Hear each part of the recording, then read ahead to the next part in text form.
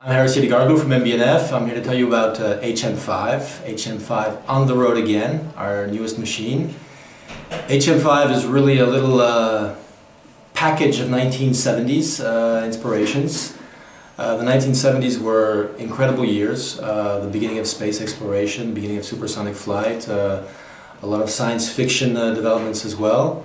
It's also the years of the first quartz movements and LED displays, and even upscale Swiss brands like this one from Charris Yadigaroglou were going that route with this digital GP casquette, as it was called. Very futuristic case design.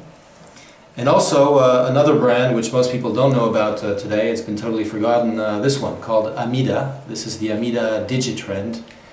It looks like another one of those digital watches, but in fact it's a mechanical response to what was going on in the 70s. So what you see in there, not very well, that's part of the problem of behind this watch. What you see there is a mechanical movement displaying hours and minutes. So those things were at the back of our mind. The other big thing going on in the 70s was the beginning of supercars. Supercars like the Lotus Esprit, like the Lancia Stratos, and of course like the Lamborghini Miura, which was launched at the end of the 60s. And if you put all that together and combine that into a timepiece, you get HM5. HM5, which as you can see looks very much like the back of a supercar, with those very characteristic lines, with the flaps here, which often protected the windows at the back.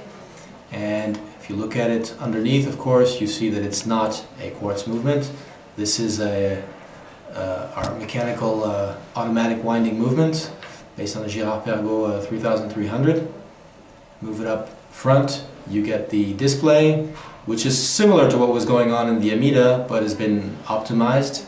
That's a sapphire crystal prism that takes numbers where they lay flat, bends them upwards 90 degrees, and magnifies them 20% at the same time. So what you see there is not the actual dials, it's a reflection of the dials.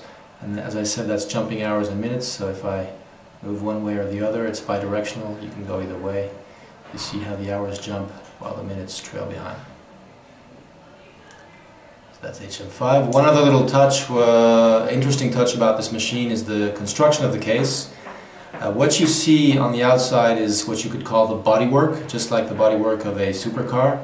Inside this machine is our chassis, is an internal compartment that's absolutely waterproof and protects the movement. On this inner container we screw the bodywork on top, and that allows us to change it as often as we like. Now there's one little consequence of that, is that in fact the case is in two parts. As I said, the internal compartment and the external bodywork. If you open up the flaps, like what you see here, water will actually get in between those two parts. That's not a problem because it then drains out through the two exhaust ports, which you see here at the back. So that's designed to work that way, not a problem at all. I want to close the flaps back up. There you go. It's nice and aerodynamic again. HM5.